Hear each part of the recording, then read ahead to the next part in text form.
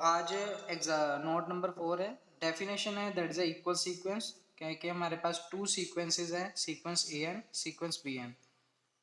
कह रहे हैं कि अगर हमारे पास दो सीक्वेंसेस आ जाती हैं और उसको आर से टू बी इक्वल, कहते हैं कि वो दो सीक्वेंसेस इक्वल कब होंगी। कंडीशन इज दैट कि उसके हर एक एलिमेंट बी एन सीक्वेंस के हर एक एलिमेंट के बराबर होंगे। फॉर एग्जांपल जैसे ए वन बी वन के बराबर होगा, ए टू बी टू के बराबर होगी, ए थ्री बी थ्री के बराबर होगी, ऐसे ही एंड सो ऑन। आप एन नंबर्स ले सकते हैं जितने आप एन नेचुरल नंबर्स के अकॉर्डिंग। ठीक है, तो हर एक एलिमेंट ए एन का सीक्वेंस का वो बी एन सीक्वेंस के हर एक एलिमेंट के बराबर होगा, तभी वो दोनों सीक्वेंस आपस में बराबर होंगे। सेकेंड चीज वो कह रहा है कि फर्स्ट चीज तो आपके पास सीक्वेंस होगी, वो दूसरी चीज ये कह रहा है कि अगर किसी दो सीक्वेंसेस की रेंज आपस में इक्वल है। देखो दो सीक्वेंस हो गए, उनकी रेंज आपस में इक्वल है, तो वो जरूरी नहीं है कि वो दोनों सीक्वेंस आपस में इक्वल हो। बात समझने की कोशिश करो कि वो कह रहा है कि किसी दो सीक्वेंस की रेंज आपस में इक्वल है। रेंज आपस में इक्वल है, पर वो जरूरी नहीं है कि वो सीक्वेंस आपस में बराबर हो, इक्वल हो। ठीक है ना। एग्जाम्पल के लिए उन्होंने एग्जाम्पल दिया, ए एन कोई सीक्वेंस है वो है -1 की पावर एन, बी एन कोई सीक्वेंस है उसकी इज इक्वल टू -1 की पावर एन प्लस वन। तो ये दोनों सीक्वेंस दी हुई हैं।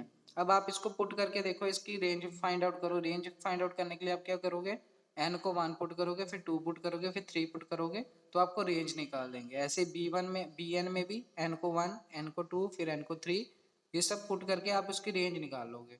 तो रेंज निकालने के बाद आपके पास एक कॉमन रेंज आ रही है, दैट इज 1 और -1।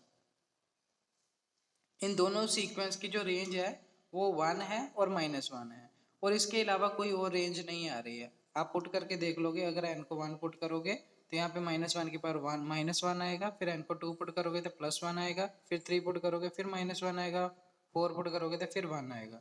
इधर भी हमारे पास अगर 1 पुट करोगे तो +1 आएगा, 2 पुट करोगे तो 3 आएगा, और फिर -1 आएगा, अगर 3 पुट करोगे तो +1 आएगा, एंड सो ऑन। तो हमारे पास रेंज के एलिमेंट आएंगे 1 और -1। अब इसकी रेंज की उसने क्या कहा था कि दोनों सीक्वेंस है उनकी रेंजेस इक्वल है। अब देखो रेंज दोनों की इक्वल हो गई। अब रेंज दोनों की इक्वल है और सीक्वेंस में नोट भी इक्वल। अब देखो ये दोनों सीक्वेंस आपस में इक्वल नहीं है। कहते कि इन दोनों की सीक्वेंस आपस में इक्वल नहीं है। क्यों नहीं इक्वल है, चेक करो। ए एन को 1 पुट करो यहाँ पे भी यहाँ पे भी, तो मेरे पास क्या आया इसका, A1 की वैल्यू क्या आई, दैट इज हमारे पास आई है -1, और B1 की वैल्यू क्या आई, दैट इज हमारे पास +1 आई है। तो -1 और +1 कभी भी आपस में इक्वल नहीं होते। इट मीन्स कि they are sequence are not equal, ध्यान देना। ठीक है, अब आता है bounded sequence and unbounded sequence. कहते किसी भी सीक्वेंस को मैं बाउंडेड अबव क्या क्यों कहूँ, कब कहूँगा। देखो बाउंडेड अबव है। अबव हम क्या कहते हैं, जैसे कोई लाइन है, चलो सीक्वेंस की बात करते हैं। जैसे कोई लाइन है, यहाँ पे सी है, कहते कि सी मैक्सिमम पॉइंट है, इससे बड़ा नहीं होगा। इससे बड़ा नहीं होता मतलब इधर वाला जा सकता है पर इससे बड़ा नहीं जा सकता। तो हम क्या करते हैं, बाउंडेशन लगा देते हैं कि इससे बड़ा नहीं होना चाहिए पर इसके इक्वल हो सकता है। इससे बड़ा नहीं होना चाहिए, सी से बड़ा नहीं होना चाहिए, कोई भी टर्म है वो सी से बड़ी नहीं होनी चाहिए बट उसके इक्वल हो सकती है, तो ये बाउंडेड अबव हो गई। ठीक है ना। तो ए एन कोई सीक्वेंस है वो बाउंडेड अबव है if there exist a real number. कोई भी रियल नंबर एग्जिस्ट करता है, जैसे हमने इसमें ले लिया के ले लिया, सच दैट कि वो सीक्वेंस हमेशा लेस देन और इक्वल टू होगी के पे, लेस देन और इक्वल टू के का मतलब ये इसका साइन क्या है, इसका साइन रिप्रेजेंट कर रहा है दैट इज बाउंडेड अबव। अगर ये हमारे पास ऐसा होता लेस देन इक्वल टू के, इट मीन्स की सीक्वेंस के से बड़ी होगी। अब ये बाउंडेड हो गया बिलो, अब बाउंडेड बिलो हो गया, वो कह रहा है कि इससे बड़ी होगी पर इससे छोटी नहीं होगी, तो वो बाउंडेड बिलो हो गया, तो उसके लिए हमारे पास ग्रेटर लेस देन हमारे पास के आ जाएगा। तो बाउंडेड बिलो के लिए डेफिनेशन क्या है, कहते हैं sequence is said to be bounded below if there exist a positive real number H, वो हमारे पास लेस देन होगा। अब देखो एच से सीक्वेंस बड़ा होगा, एच के या बराबर होगा या उससे बड़ा होगा, तो ये बाउंडेड बिलो हो गया। तो बाउंडेड बिलो हो गया, it is a lower bound of the sequence. और के वाले को हम लिखेंगे that is upper bound of the sequence. जब इन दोनों को हम कंबाइन कर देंगे, अपर बाउंडेड अबव और बाउंडेड बिलो को, तो हमारे पास सीक्वेंस बनेगी, दैट इज हमारे पास सीक्वेंस बाउंडेड बनेगी। तो बाउंडेड की डेफिनेशन क्या होगी, अगर आपके पास आती है डेफिनेशन टू प्रूव कि sequence is a bounded, then you can find out the lower and upper bound. अब देखो a sequence is said to be bounded, वो कह रहा है कि कोई sequence है वो bounded है if it is a bounded above, अगर तो वो bounded above भी होगी उसके साथ साथ वो bounded below भी होगी, तभी वो sequence हमारे पास क्या होगी, that is हमारे पास bounded sequence होगी. For example, एग्जाम्पल के लिए -1 less than equal to 1, mod of x less than 1, तो मैं इसको लिख सकता हूँ -1 लेस देन 1, तो ये बाउंडेड हो गई. अब इक्वल टू डाल देता हूँ तो मेरे पास यहाँ पे इक्वालिटी भी आ जाएगी, तो मेरा मतलब कि x की वैल्यू -1 और 1 के बीच में है, इससे बाहर नहीं जा सकती है, या वो -1 के इक्वल होगी या 1 के इक्वल होगी और या इन दोनों के बीच में होगी, और इससे बाहर कोई वैल्यू नहीं जा सकती. इट मीन्स कि ये x की वैल्यू क्या हो गया, बाउंडेड हो गई है. अब ये ऊपर वाली दोनों डेफिनेशंस को जब कंबाइन कर देंगे तो हमारे पास h क्या था, वो लोअर बाउंड था, और k क्या था, दैट इज अपर बाउंड था. तो h हमारे पास less than equal to k, फिर less than equal to h is less than equal to an, less than equal to k आ गया. अब नेक्स्ट डेफिनेशन है that is a sequence is said to be unbounded. अगर कोई sequence unbounded है, unbounded का हमें क्या पता लग गया, अगर कोई सीक्वेंस बाउंड ही नहीं है, जिसके कोई बाउंड नहीं है, तो वो अनबाउंडेड होगी. तो उसकी डेफिनेशन क्या होगी, दैट इज अ डेफिनेशन, ये भी डेफिनेशन थी बाउंडेड की और ये भी डेफिनेशन है अनबाउंडेड की. अनबाउंडेड की डेफिनेशन है, कहते हैं कि कोई भी सीक्वेंस है अगर वो अनबाउंडेड है, अगर वो अनबाउंडेड है, देयर इफ गिवन डेल्टा, कोई डेल्टा ग्रेटर देन 0 एग्जिस्ट करेगा. डेल्टा की मतलब कोई भी स्मॉल चेंज, स्मॉल चेंज है वो पॉजिटिव चेंज है, ऐसा एग्जिस्ट करेगा. देयर हाउएवर लार्ज, कहते हैं इतना बड़ा एग्जिस्ट करेगा जितना बड़ा आप ले सकते हो. मान लो देयर एग्जिस्ट एम, एम कोई भी नेचुरल नंबर है, सच दैट इस सीक्वेंस का मैं मॉडुलस करूंगा वो ऑलवेज ग्रेटर देन होगा डेल्टा से. इस सीक्वेंस का मैं मॉडुलस करूंगा वो ऑलवेज ग्रेटर देन होगा डेल्टा से फॉर ऑल एन जो greater than equal to M है. तो एम बिलोंग कर रहा था नेचुरल नंबर को, ठीक है ना, जितने भी एन लेना है, ठीक है ना. आप एन नेचुरल नंबर से बड़े भी ले सकते हो और उसके बराबर भी ले सकते हो, ये लिखा है ना, नेचुरल नंबर से बड़े भी ले सकते हो, उससे बराबर भी ले सकते हो. तो मोड हमारे पास डेफिनेशन है, अगर mod of a n greater than delta हो जाती है तो वो अनबाउंडेड सीक्वेंस हो जाती है, ये याद रखना है, अनबाउंडेड सीक्वेंस हो जाती है. अगर mod of a n less than हो जाती है ऑब्जाइलम के, तो वो बाउंडेड सीक्वेंस हो जाएगी. ठीक है, जैसे इसमें बाउंडेड हो गई ना, और ये मॉडुलस की बात कर रहे हैं, जैसे इसमें मैंने कहा था मॉडुलस हमारे पास लेस देन है तो वो बाउंडेड सीक्वेंस है, इसमें ग्रेटर देन आ गया तो वो अनबाउंडेड हो गया. ये चीज़ याद रख लेनी है, ये चीज़ और ये चीज़. अगर वो लेस देन है 1 के, 1 से छोटा है और इक्वल है तो वो बाउंडेड हो गया. अगर वो डेल्टा से बड़ा है या सीक्वेंस बड़ा है मॉडुलस, तो वो हमारे पास अनबाउंडेड हो गया. नोट वेरी इंपॉर्टेंट है, ये लिख लेना. कहते हैं कि सीक्वेंस इज बाउंडेड अबव या बिलो, अगर कोई सीक्वेंस बाउंडेड अबव भी है या बिलो है या बाउंडेड है अकॉर्डिंग टू इट्स रेंज. कहते कोई भी सीक्वेंस अगर बाउंडेड अबव है या बिलो है या बाउंडेड है, वो डिपेंड करती है उसकी रेंज. अब देखो मैंने बताया था कि बाउंडेड अबव है तो उसकी रेंज भी बाउंडेड अबव होगी, रेंज के हिसाब से हम बता सकते हैं कि वो बाउंडेड अबव है या बिलो है या बाउंडेड है.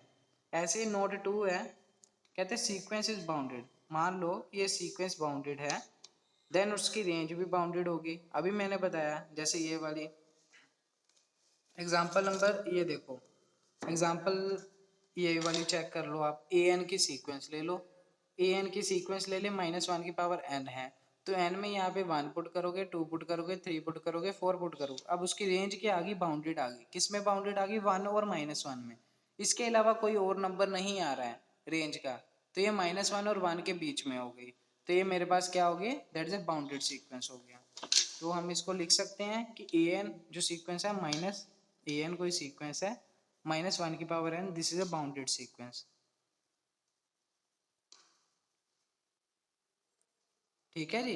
अब आता है कि least upper bound and greatest lower bound, कहते of range of the sequence is called the least upper bound. कहते हैं कि जो हमारे पास रेंज ऑफ द सीक्वेंस में लीस्ट अपर बाउंड है उसको least upper bound of the sequence कहेंगे.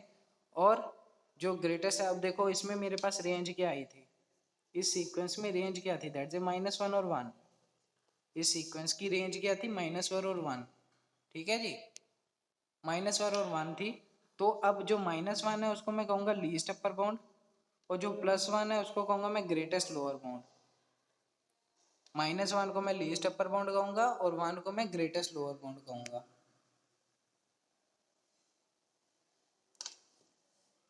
ठीक है जी। अब आती है property of the least upper bound of sequence and the greatest lower bound of the sequence. अब देखो, अगर हमारे पास लीस्ट अपर बाउंड है तो सीक्वेंस है हमारे पास अपर बाउंड, कहते बड़ा अपर बाउंड से सबसे छोटा। कहते कि हमारे पास कोई नंबर लाइन है, वो कह रहा है कि ये बाउंड है, u ले लिया, कहते u सबसे बड़ा बाउंडेशन है, उससे छोटा होना चाहिए लीस्ट अपर बाउंड। कहते कि अब ये देखो u है, u में अगर मैं u प्लस ऑब्जाइलम कर दूंगा तो ये उससे बड़ा बाउंड हो गया, u प्लस 2 ऑब्जाइलम कर दूंगा ये उससे बड़ा बाउंड हो जाएगा। ठीक है ना, एग्जांपल के लिए मैं समझाता हूँ। लीस्ट अपर बाउंड और द लोएस्ट लोअर बाउंड क्या होगा।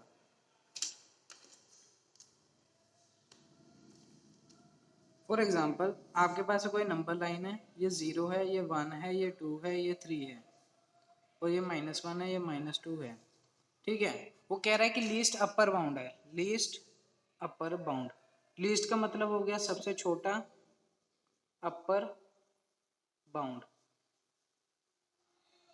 अब देखो अपर बाउंड क्या होगा, अपर बाउंड तो ऐसे होगा ना, जैसे मैं क्या लिखा 2 से कोई भी बड़ा सीक्वेंस इससे बड़ा नहीं हो सकता।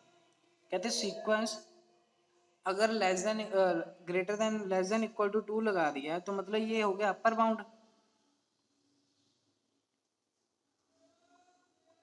ये अपर बाउंड हो गया जी। सीक्वेंस इससे छोटा ही रहेगा, ये अपर बाउंड हो गया, सीक्वेंस इससे छोटा ही रहेगा। अब ये सबसे छोटा लीस्ट बाउंड है, अगर मैं इसमें 2 प्लस 2.5 ले लूं, ये मेरे पास कंडीशन है, अगर मैं 2.5 को ले लूं ये भी अपर बाउंड होगा, 2.5 भी अपर बाउंड होगा, 3 भी अपर बाउंड होगा, 4 भी अपर बाउंड होगा। अपर बाउंड ही है ना, जितने भी बड़े ले लो सब अपर बाउंड है। यहाँ पे लिख देता हूँ, 3 भी अपर बाउंड होगा, 4 भी अपर बाउंड है, 5 भी अपर बाउंड है। बट उन सभी अपर बाउंड में से सबसे छोटा कौन सा है, 2 ही होगा। सभी अपर बाउंड में से सबसे छोटा कौन सा है, 2 ही होगा। दैट्स इज करके 2 हमारे पास क्या हो गया, लीस्ट अपर बाउंड हो गया। कहते हैं कि 2 हमारे पास सबसे छोटा अपर बाउंड है। ऐसे हमारे पास ग्रेटेस्ट लोअर नंबर है, जैसे 0 हो गया, -1 हो गया, -2 हो गया, ग्रेटेस्ट लोअर बाउंड। अब ये हो गया, मान लो कि ये सबसे मैंने ले ली sequence greater than equal to है -2, सीक्वेंस है -2 से बड़ी है, तो ये क्या हो गया, लोअर बाउंड हो गया। अब ये लोअर बाउंड है, -2 लोअर बाउंड है, ठीक है ना। अब इससे -3 हो गया, -4 हो गया, ये भी लोअर बाउंड ही होंगे। -3 भी लोअर बाउंड है, -4 भी लोअर बाउंड है, बट इनमें से सबसे बड़ा लोअर बाउंड क्या होगा। अब देखो -4 से बड़ा क्या होता है, -3, -3 से बड़ा क्या होता है, -2, तो -2 सबसे बड़ा है। इन तीनों में से लोअर बाउंड में से सबसे बड़ा कौन सा है, that is -2, that is greatest lower bound. तो ये क्या हो गया हमारे पास, greatest lower bound. Upper bound में सबसे छोटा, अपर बाउंड में सबसे छोटा, लोअर बाउंड में सबसे बड़ा। ठीक है जी, ये डेफिनेशन है, ये कंसेप्ट है लोअर बाउंड और अपर बाउंड का, कि आपको कैसे पता लगेगा कि ये लीस्ट अपर बाउंड है, ये कैसे पता लगेगा कि ये लोअर बाउंड है। तो भाई मैंने नंबर लाइन से आपको बता दिया। तो ये हमारे पास लीस्ट अपर बाउंड होगा, ये हमारे पास ग्रेटेस्ट लोअर बाउंड होगा।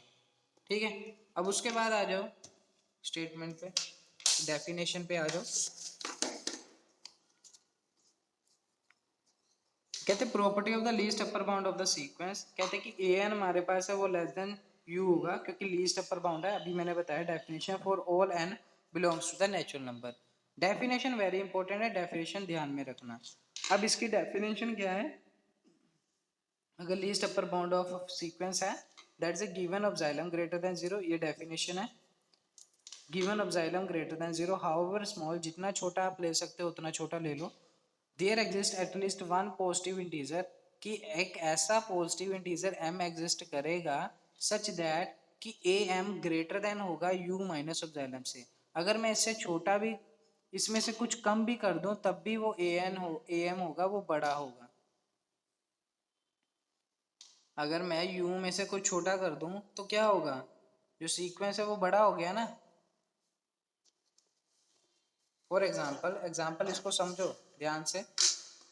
वो कह रहा है कि ये चीज देखो, वो कह रहा है कि जो सीक्वेंस है उसने कहा था वो ग्रेटर देन लेस देन और इक्वल टू होना चाहिए 2 के। यही कहा था ना, ए एन इज, यहाँ पे आ जाओ, a n is less than equal to 2, मतलब मैंने ए एन की वैल्यू ले ली 2 है। वो कह रहा है कि अगर ये है u के बराबर कर दिया उसने, u में से कुछ कम कर दूं, u में से कुछ कम कर दूं, मान लो कि एप्सिलॉन की वैल्यू ले लेता हूं मैं 0.0000025, u में से एप्सिलॉन माइनस कर दिया तो मैं वो मेरी वैल्यू क्या होगी 1.999 समथिंग। तो सीक्वेंस की वैल्यू क्या है, वो 2 के बराबर है, सीक्वेंस 2 के बराबर है, तो ए एम क्या होगा, वो ग्रेटर देन हो जाएगा u माइनस एप्सिलॉन से। तो ए एम क्या होगा, तो मैं इसको m ले लेता हूँ, m हमने ए एम ले लिया, दैट इज 2 की वैल्यू, तो ए एम की वैल्यू क्या होगी, वो u माइनस एप्सिलॉन से बड़ी होगी। ये डेफिनेशन है। कहते हैं कि अगर अपर बाउंड में से लीस्ट अपर बाउंड में से अगर मैं कुछ माइनस कर देता हूँ, स्मॉल वैल्यू भी माइनस कर देता हूँ, तो सीक्वेंस हमारे पास बड़ी हो जाएगी u माइनस ऑफ जाइलम से। That is the definition of least upper bound. ऐसी सिमिलर डेफिनेशन है अगर हमारे पास ग्रेटेस्ट लोअर बाउंड की बात करें, तो हमारे पास कोई सीक्वेंस है ए एन है, उसमें से मैं क्या करूँगा, हाँ ए एन मेरे पास क्या थी, ग्रेटर देन 2 ले लो।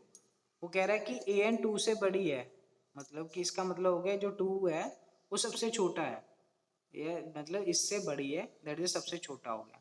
अगर a n greater than equal to 2 है तो मैं ए एम की वैल्यू 2 ले लेता हूँ, ए एम की वैल्यू 2 ले लेता हूँ और इसको मैं मान लेता हूँ L, that is the lowest bound की बात कर रहा हूँ मैं, लोएस्ट बाउंड की। अब ये याद रखना है इसमें मैं लोएस्ट बाउंड की बात कर रहा हूँ।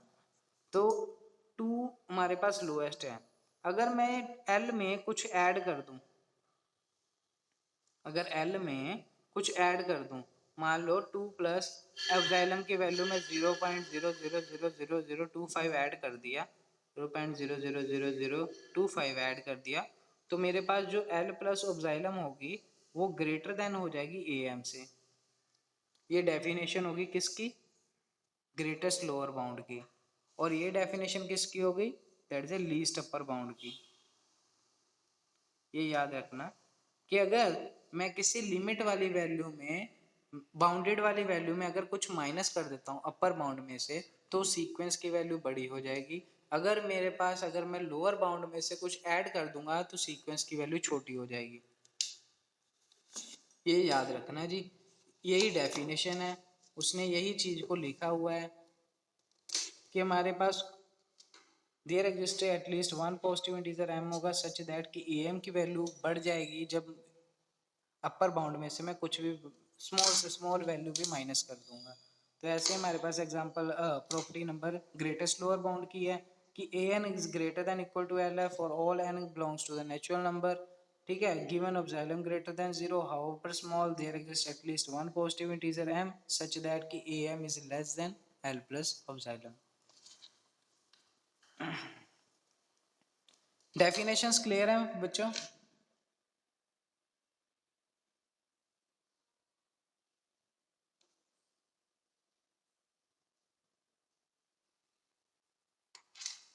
Assume that the sequence is bounded.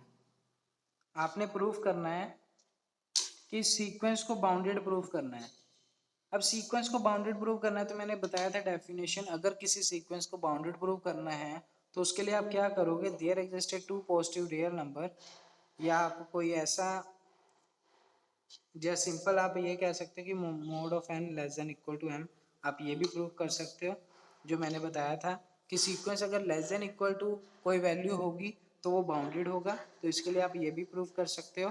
तो हमने वही लिया है कहते कि हमारे पास सीक्वेंस इज बाउंडेड है, डेफिनेशन लगा दी, there existed two real number h and k, there existed two real number h and k such that कि h is less than equal to a and less than equal to k for all n belongs to the natural number. ये तो हमारे पास definition लग गई।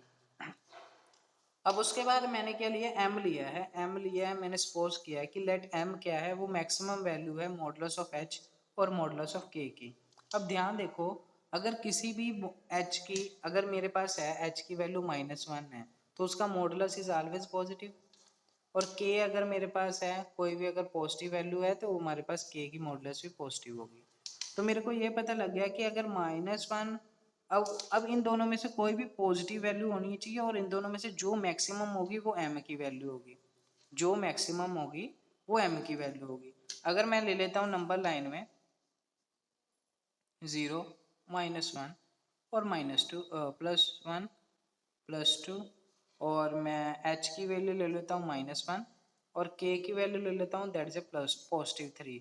तो modulus of h क्या आएगा, that is हमारे पास +1, और मॉडुलस ऑफ k क्या आएगा, दैट इज हमारे पास 3।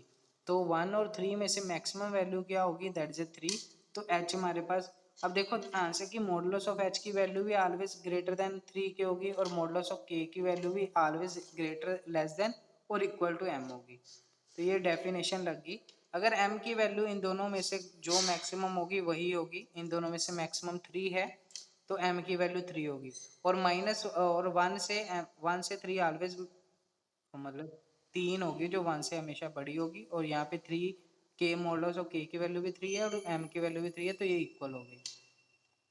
अब मैंने अभी अभी बताया था कि मॉडुलस ऑफ 1 अगर लेस देन इक्वल टू 1 है तो मैं इसको कैसे लिख सकता हूँ, that is -1 is less than equal to 1। ये इनइक्वालिटी की प्रॉपर्टी है जो मैंने पहले भी बताई है, आपने पढ़ी भी होगी। Mod of x is less than equal to 1, that is equal to -1 less than equal to x less than equal to x 1। ठीक है, वही हमने प्रॉपर्टी यहाँ पे यूज की है, modulus of h less than equal to m minus m less than equal to h less than equal to m। ऐसे ही यहाँ पे भी सेम लगाया, -1 minus m less than equal to k less than equal to positive m। From first and second equation, first और second equation को दोनों को कंबाइन कर दिया। अब देखो अगर मैं दोनों को कंबाइन करूंगा रिजल्ट क्या आ रहा है कि माइनस m है वो लेस देन है h से, और h है वो लेस देन है an से, फिर an है वो लेस देन है वो k से, और less than equal to m है। ये रिजल्ट बनेगा -m less than equal to h less than equal to an less than equal to k less than equal to m। तो कंबाइन करके मेरे पास क्या आ गया, -m less than equal to m less than equal to m is equal to k। तो ये मेरे पास रिजल्ट बन गया, जिसमें से मेरे को ये पता लग गया कि जो सीक्वेंस है वो बाउंडेड हो गया है, जिसकी वैल्यू बाउंडेड किस में है, m से। तो मैं इसको लिख सकता हूँ an का modulus is less than equal to m। तो इन्होंने भी यही किया है, modulus of an is less than equal to m for all n belongs to the natural number. और मैंने नाउ अज्यूम कर लिया है कि modulus of an is less than equal to m for all n less than belongs to the natural number, it means कि this sequence is bounded.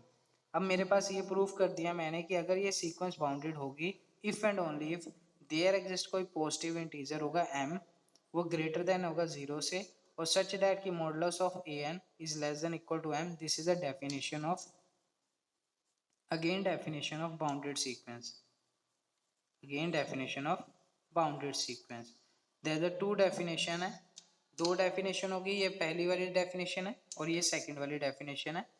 ठीक है, तो नोट वेरी इंपॉर्टेंट है, अगर an ग्रेटर देन 0 है तो वो bound and the sequence is unbounded then it is a unbounded above. अब देखो पॉजिटिव है, सीक्वेंस पॉजिटिव है, तो वो पॉजिटिव सीक्वेंस कहाँ पे जाके रुकेगी, वो पॉजिटिव वाली चीज पे ही रखेगी, मतलब मैक्सिमम वैल्यू पे, दैट इज अनबाउंडेड अबव होगी, तो ऊपर जितनी मर्जी चली जाएगी। अब देखो अगर मैं इसका इंटरवल लिखूं नंबर लाइन पे, वो कह रहा है कि इससे बड़ी है, 0 से बड़ी है, an है वो इससे बड़ी है, तो उसका क्या होगा, 0 से लेके इन्फिनिटी होगी रेंज, 0 से लेके इन्फिनिटी होगी ना रेंज। अब ये यहाँ से जितना मर्जी आगे बढ़ा हो रहा है, अगर an सीक्वेंस है वो लेस देन 0 है तो वो यहाँ से यहाँ जा रही है an, तो उसकी रेंज क्या होगी, -इन्फिनिटी टू 0। वो अनबाउंडेड होगी बिलो, ये अनबाउंडेड होगी अबव। ये याद रखना, ये वाली होगी अनबाउंडेड अबव, क्योंकि ऊपर की कोई लिमिट नहीं है, इसमें अनबाउंडेड बिलो, क्योंकि इसकी नीचे वाली कोई लिमिट नहीं है। ठीक है जी, ये होगी अनबाउंडेड बिलो, ये होगी अनबाउंडेड अबव। ठीक है जी, इसमें है ग्रेटर देन जीरो, इसमें है लेस देन जीरो। क्लियर है डेफिनेशंस?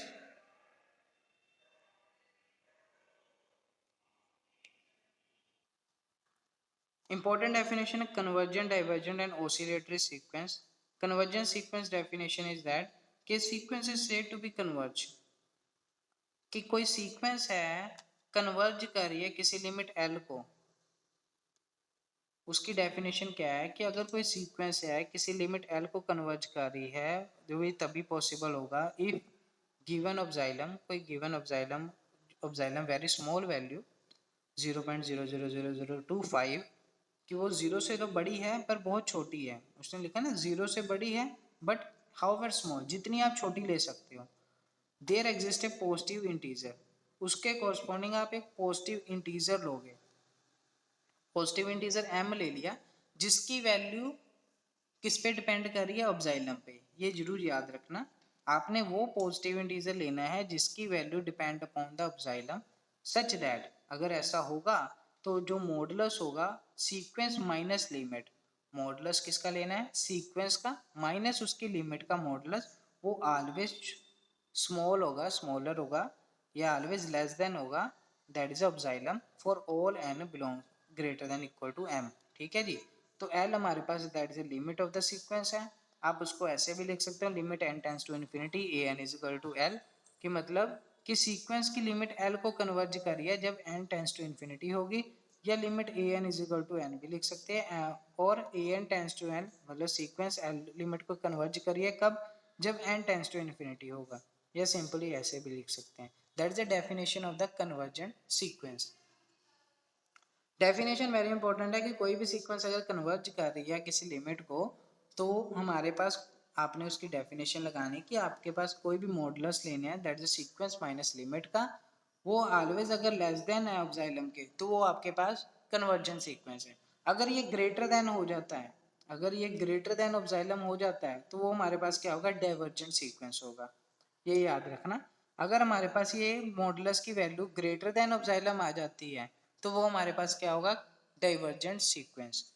ठीक है जी, हमने देखो दो डेफिनेशन है, मैंने डाइवर्जेंट सीक्वेंस की भी डेफिनेशन बता देता हूँ। ये देखिए,